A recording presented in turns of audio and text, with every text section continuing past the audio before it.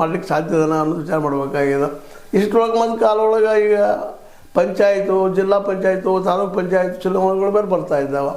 ಒಂದಕ್ಕೊಂದು ಸಂಬಂಧ ಇರೋದಕ್ಕಾಗಿ ಇವೆಲ್ಲ ಮಾಡುವಂಥ ಗೆಲ್ಲುವಂಥ ಅನಿವಾರ್ಯತೆ ಬಂದದ್ದು. ಇಂಥ ಪ್ರಸಂಗದೊಳಗೆ ಈ ಒಂದು ಕರಾವಳಿ ಏರಿಯಾದಲ್ಲಿ ಮೊನ್ನೆ ನಡೆದಂಥ ಪಂಚಾಯತ್ ಎಲೆಕ್ಷನ್ದಲ್ಲೇ, ನಮ್ಮ ಪಟ್ಟಣ ಪಂಚಾಯತ್ ಎಲೆಕ್ಷನ್ದಲ್ಲೇ ಜಬರ್ದಸ್ತಾಗಿ ಕಾಂಗ್ರೆಸ್ ಸೋತಿದ್ದನ್ನು ಗಮನಿಸಿದ್ರೆ ಜನ ನಿಧಾನಕ್ಕೆ ಒಳ್ಳೆ ಕೆಲಸ ಮಾಡಿಯೂ ಕಾಂಗ್ರೆಸ್ಸನ್ನು ದೂರ ಸರಿಸ್ತಾ ಇದ್ದಾರಾ ಅನ್ನುವಂಥ ಮಾತು. ಯಾಕಂದ್ರೆ ಇದು ಒಳ್ಳೆಯ ಬೆಳವಣಿಗೆ ಅಲ್ಲ ಅನ್ನುವಂಥದ್ದು ನಾವು ಇವತ್ತು ಹೇಳಬೇಕಾಗಿದೆ.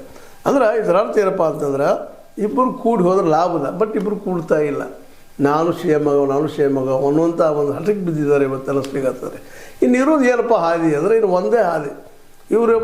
ಒಬ್ರಿಗೂ ಕರೆಸ್ತಾ ಸ್ವತಃ ರಾಹುಲ್ ಗಾಂಧಿಯವರು ಮಾತಾಡುವಂಥದ್ದು. ರಾಹುಲ್ ಗಾಂಧಿಯವರು ಮಾತಾಡುವವರೆಗೆ ಇದು ಕ್ಲಿಯರ್ ಆಗುವುದಿಲ್ಲ. ಈಗಾಗಲೇ ಅದನ್ನು ಮಾತನ್ನು ಸಿದ್ದರಾಮಯ್ಯ ಹೇಳಿದ್ದಾರೆ, ರಾಹುಲ್ ಗಾಂಧಿಯವ್ರು ಮಾತಾಡೋದು ಕ್ಲಿಯರ್ ಆಗ್ತದೆ ಅಂತೇಳಿ. ಆ ದಿಶೆಯಲ್ಲೇ ಮೊದಲು ನಾನು ಹೋಗೋದಿಲ್ಲಪ್ಪ CWC ಮೀಟಿಂಗಿಗೆ ಅಂತ ಅಂದಿದ್ರು. ಈಗ ಹೋಗೋದಕ್ಕೆ ರೆಡಿ ಆದ್ರಿ ಇವತ್ತು ಸಾಯಂಕಾಲ ನಮ್ಮ ಸಿದ್ದರಾಮಯ್ಯನವರು.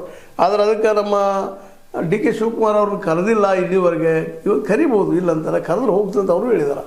ಅಂದ್ರೆ ಅಲ್ಲಾದ್ರ ಕಡೆಗೆ ಫೈನಲ್ ಆಗಲಿ ಅಂತಿದ್ರು. ಯಾಕಂದ್ರೆ ಇವತ್ತು ಒಂದು ಎಲ್ಲ ಅಟ್ಮಾಸ್ಫಿಯರ್ ನೋಡಿದಾಗ ಒಂದಂತೂ ಕ್ಲಿಯರ್ ಆಗ್ತಾಯಿದೆ, ಸಿದ್ದರಾಮಯ್ಯ ಸದ್ದೇ ಇಳಿಸ್ಬೇಕು ಅನ್ನುವಂಥದ್ದು ಗಡಿಬಿಡಿ ಇಲ್ಲ DK ಶಿವಕುಮಾರ್ ಅವ್ರಿಗೆ. ಅದನ್ನು ಹಲವು ಸಲ ವ್ಯಕ್ತಪಡಿಸಿದ್ದಾರೆ ಅವರು. ನಮಗೆ ಸದ್ಯ ಗಡಿಬಿಡಿ ಇಲ್ಲಪ್ಪ. ಹಾಗಾದ್ರೆ ಏನು ಗಡಿಬಿಡಿ? ನನಗೆ 2027 ಗ್ಯಾರಂಟಿ ನನ್ನ ಮಾಡ್ತೀರಿ ಅನ್ನೋದು ನನಗೆ ಗ್ಯಾರಂಟಿ ಕೊಡ್ರಿ. ಯಾವುದೋ ಗ್ಯಾರಂಟಿ ಕೇಳಲಿಕ್ಕೆ ಇದ್ದಿದ್ದಾರೆ. ಯಾಕಂದರೆ ಇಲ್ಲೇ ಒಂದು ಕಡೆ ಸತೀಶ್ ಅವ್ರನ್ನ, ಇನ್ನೊಂದು ಕಡೆ ನಮ್ಮ ಪರಮೇಶ್ವರ್ ಅವ್ರನ್ನ ಇಬ್ಬರು ತಂದು ನಿಲ್ಲಿಸಿಬಿಟ್ಟಿದ್ದಾರೆ ಸಿದ್ದರಾಮಯ್ಯವರು ತಮ್ಮ ರಕ್ಷಣೆಗಾಗಿ. ಏನಪ್ಪ ನಾಳೆ ಅವ್ರು ಮಾಡ್ತಾರಂತ ಗ್ಯಾರಂಟಿ ಇಲ್ಲ. ಯಾಕಂದ್ರೆ ರಾಜಕೀಯದಲ್ಲಿ ಏನು